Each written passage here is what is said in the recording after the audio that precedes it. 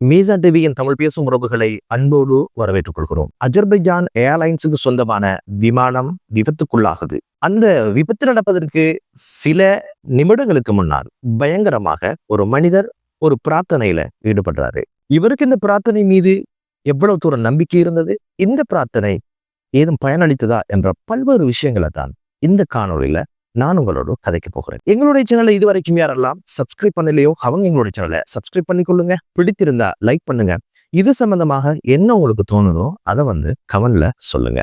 சரி, அஜர்பைஜான் ஏர்லைன்ஸுக்கு சொந்தமான குறித்த இந்த விமானம் காலை 9:25 மணி அளவுல பயணமாகுது ரஷ்யாவை நோக்கி. இந்த பயணம் இப்படி தொடர்ற இந்த சந்தர்ப்பத்துல திடீரென மேலும் இந்த பயணத்தை தொடர முடியாத ஒரு சூழல் உருவாகிறத அங்கிருக்கின்ற பயணிகள் வரைக்கும் தெரிஞ்சு கொள்றாங்க. இப்ப என்ன பண்ணலாம் அப்படின்னு சொல்லி ஒரு எமர்ஜென்சி தரையிறக்கத்துக்காக அந்த பைலட் முடிவை மேற்கொள்றாரு. ஆனா ரஷ்யாவினுடைய விமான நிலையம் ஒன்று மூடி இருந்ததுனால அது கஜகிஸ்தான் நோக்கி பயணிக்க வேண்டிய ஒரு நிர்பந்த சூழலும் ஏற்பட்டது. கஜகிஸ்தான்ல தான் இந்த விபத்து நடக்குது. இந்த சந்தர்ப்பத்துல ஒவ்வொரு பயணியும் பதறிக்கொண்டு செய்வதறியாமல் திகைத்திருக்கிறத பார்க்க முடியுது.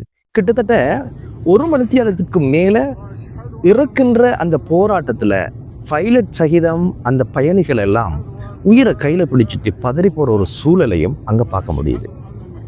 நமக்கு தெரியும், ஒரு விமான விபத்து அப்படின்றது எவ்வளவு அகோரமாக இருக்கும்ன்றது பயணிகளுக்கு தெரியாமலா என்ன? இப்படியான சந்தர்ப்பத்துல அதுக்குள்ள இருந்த ஒரு மனிதர் அவருடைய போன்ல என்ன பண்றாரு அப்படின்னு கேட்டீங்கன்னா, குடும்பத்துக்கு ஒரு காணொளி அனுப்பி வைக்கிறாரு. அதுல என்ன அப்படின்னு கேட்டீங்கன்னா, இதுல நாங்க யாருடைய உதவியும் பெற முடியாது என்பது அவருக்கு தெரியும்.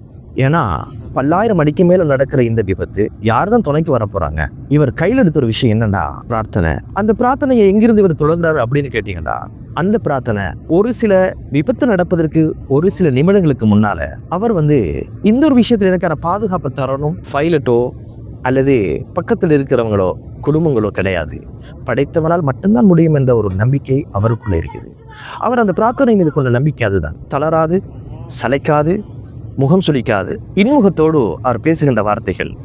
முதல்ல அவர் என்ன பண்றாரு அப்படின்னு கேட்டீங்கன்னா, அல்லாஹு அக்பர், அல்லாஹு அக்பர், அல்லாஹ் மிகப்பெரியவன், அல்லாஹ் மிகப்பெரியவன் அப்படின்னு சொல்லி 2 முறை சொல்றாரு. உண்மையிலே அல்லாஹ் மிகப்பெரியவன் என்றால் இதனுடைய பாதுகாப்பு அவரிடத்தில் இருக்கும் என்பது அவருடைய நம்பிக்கை. அந்த நம்பிக்கை வீண் போனதா இல்லையா பார்க்கலாம்.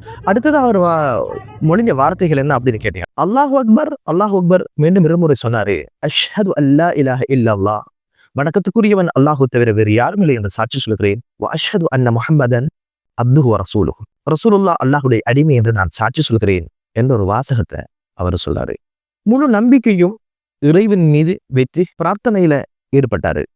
இதுக்கு பிறகு என்ன நடந்தது அப்படின்னு பாத்தீங்கன்னா, கஜகிஸ்தான்ல தரையிறங்கிறதுக்கான ஏற்பாடுகளை செஞ்ச அந்த பைலட் தரையை நோக்கி அந்த விமானத்தை நகர்த்துற இந்த சந்தர்ப்பத்துல தரைக்கு வந்த அந்த கணமே மிகப்பெரிய ஒரு தீ பற்றி கொண்டு மிக பாரிய அளவுல நெருப்பெடுக்கிறத அந்த காணொலியில பார்க்க முடியும். அந்த பிளைட் மிக மோசமாக 2ஆக பிளந்து முன்பகுதி வேறாகவும் பின்பகுதி வேறாகவும் பிரிந்து செல்வதை பார்க்க முடியுது.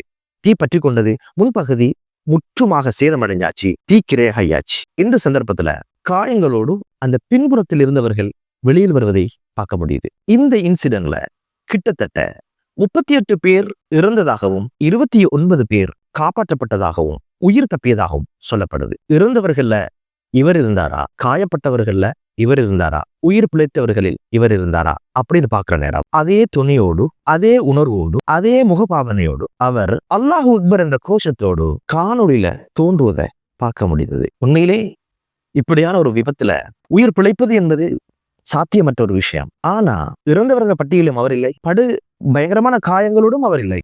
அவர் சாதாரண காயங்களோடு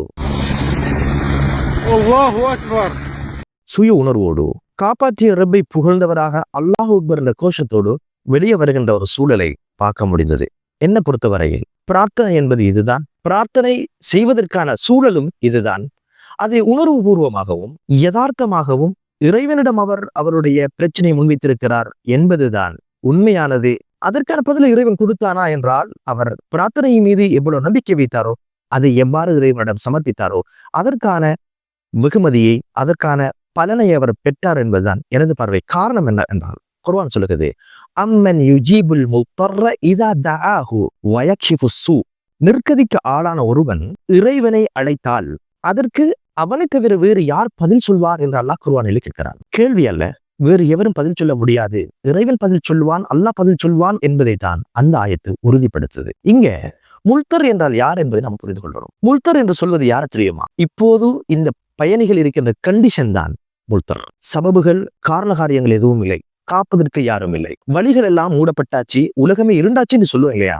இதுதான் முல்தர். இந்த சந்தர்ப்பத்துல ஒரு மனிதன் இறைவனை அழைத்தால் அவன் பதில் சொல்வதாக சொல்லியிருக்கிறார். உதாரணத்துக்கு சொல்வதாக இருந்தால், மூசா அலைஹிஸ்ஸலாம் அவங்க என்ன பண்றாங்கன்னா, இரவோட இரவாக ஃபிரௌனிடம் இந்த பாதுகாப்பு தேடுவதற்காக ஓடுறாங்க. தன்னை சகாக்களை கூட்டிக் கொண்டு போற இந்த சந்தர்ப்பத்துல எதிரில கடல் வருது, பின்புறமாக படை வருது. இப்ப கூட இருந்தவங்களை கேட்டாங்க, இப்போது மாட்டிக்கொள்வோமே மூசா, முன் கடல் பின் படை, எங்கு சென்றாலும் அழிவுதானே என்று சொன்ன நேரம், காலக்கல்லா, அப்படி அல்ல, இன்னமா இய ரப்பி சயஹ்தீன், என்னுடன் எனது ரப்பி இருக்கிறான், அவன் எனக்கு வழிகாட்டுவான் என்று சொன்னாங்க.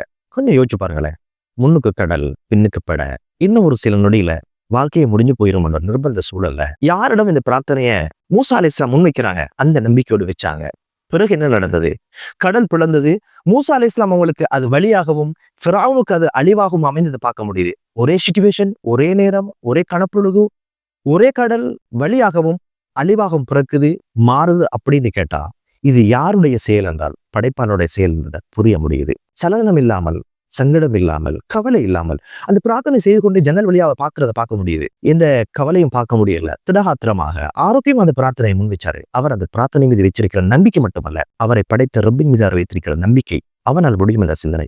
இருள் சூழ்ந்த ஒரு வாழ்க்கை, இருண்ட ஒரு வாழ்க்கை, சபபுகள் எதுவுமே இருக்காது. ஒரு கொள்ள நோய் எம்மை பற்றி பிடித்துக் கொள்ளலாம், வைத்தியரெல்லாம் கைவிரிச்சிடலாம், மிகப்பெரிய ஒரு கடனாளியாக ஒரு நொடியிலே ஒரு மனிதன் மாறிடலாம், குழந்தைகளை இல்லாமல் ஒரு மனிதன் வாழலாம். இப்படியான சபபுகளுக்கு அப்பாற்பட்ட ஒரு வாழ்க்கையை ஒரு மனிதன் வாழுகின்ற சந்தர்ப்பத்தில் இறைவன் எம்மோடு இருக்கிறான், அவரோட பிரார்த்தனை செய்யலாம் என்ற ஒரு உணர்வை உருவாக்கி கொண்டு அந்த பிரார்த்தனை செய்வதற்கு தகுதியுள்ளவர்களாக எம்மை நாம் மாற்றிக்கொள்ள வேண்டும். இந்த சந்தர்ப்பம் அடுத்த நொடி மரணம், அடுத்தது இறப்பு என்ற சூழ்நிலையில் கூட யாரை உதவிக்கு அழைக்க வேண்டும் என்ற புரிதலோடு அந்த பிரார்த்தனை கேட்டதன் காரணமாக இவருக்கு அந்த பயணம் மரணம் என்ற பயணம் அவருக்கு வாழ்வு என்ற பாதையை திறந்து கொடுத்தது என்பதை பார்க்க முடியுது. என்னதான் இருந்தாலும் இந்த ஒரு விபத்துல உயிரிழந்தவர்கள் திரும்பி வரதுக்கான வாய்ப்புகள் கிடையாது. எனவே அவர்களுக்கான அனுதாபங்களையும் இந்த காணொலியை நாங்கள் பதிவு செய்து கொள்ளலாம். எனவே நாம் எப்போதும் இப்படியான ஒரு சூழ்நிலை உருவாகும் பொழுது தூண்டு விடாமல், நிராசையாகாமல், இறைவன் எம்மை பாதுகாப்பான நம்பிக்கையோடு பயணிக்கின்ற மிகப்பெரிய ஒரு பாடத்தை தான் இந்த காணொலி, இந்த மனிதனுடைய வாழ்க்கை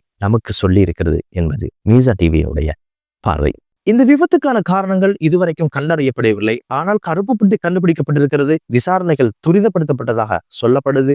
இதுல சொல்லப்படுகின்ற காரணங்கள் ஊகத்தின் அடிப்படையில் பறவைகளுடைய மோதல் என்று சொல்லப்பட்டிருக்கிறது. இருந்தாலும் விமான விற்பனர்கள் சொல்லுகின்ற விஷயம், பறவைகள் மோதி இப்படியான டேமேஜ் வர்றதுக்கான காரணங்களாக இருக்க முடியாது என்று சொல்வதோடு, இது ரஷ்யாவை நோக்கி பயணிக்கிற இந்த சந்தர்ப்பத்துல ரஷ்யாவுடைய எல்லைக்குள்ள போய் இப்படியான ஒரு எரர் வந்ததுனால உடனடியாக ரஷ்யாவிலே பக்கத்தில் இருக்கின்ற ஒரு விமானத்துல தரையிறக்கிக் கொள்ளலாம் என்ற ஒரு தீர்மானம் எடுக்கப்பட்ட போது அந்த பகுதியில் இருந்த விமான நிலையம் புதன்கிழமை காலையில் மூடப்பட்டதாகவும் சொல்லப்படுது. அதே சமயத்துல கடல் வான்பரப்புல இருந்து கொஞ்சம் அந்த ட்ராடர்ல ரஷ்யாவினுடைய கண்காணிப்பில் இருந்தது விலகியதாக சொல்லப்படுது. மீண்டும் அது வந்ததாகவும் சொல்லப்படுது. காலநிலை ஒரு காரணமாகவும் சொல்லப்படுது. ஆல்ரெடி உக்ரைன் ரஷ்யா யுத்தம் நடக்கிறதுனால ஏதோ ஒரு வகையில் ஏதாவது தாக்குதல் நடந்திருக்க வாய்ப்பு இருக்கிற என்ற கருத்துக்களும் இப்போது கசிய ஆரம்பித்திருக்கிறது. என்னதாக இருந்தாலும் தீவிரமான ஒரு விசாரணை முன்னெடுக்கப்பட வேண்டும். இதில் யாராவது தவறு செய்திருந்தால் அதற்கான தண்டனை பெற்றுக் கொள்ளப்பட வேண்டும். அதே சமயத்தில் பாதிக்கப்பட்டவர்களுக்கான நிவாரணங்கள் கிடைக்க வேண்டும். எனவே எக்கணத்திலும் எப்போதும் நாம் மரணத்தை சந்திக்கிறவர்கள் என்பதை புரிதலோடும், எப்போதெல்லாம் கஷ்டங்கள் வருவதோ அப்போது இறைவனோடு தொடர்பை ஏற்படுத்திக் கொள்கின்றவர்களாக மாற வேண்டும் என்ற ஒரு வேண்டுதலோடு மற்றொரு காணொளியிலே உங்கள் அனைவரையும் சந்திக்கும் வரை நன்றி.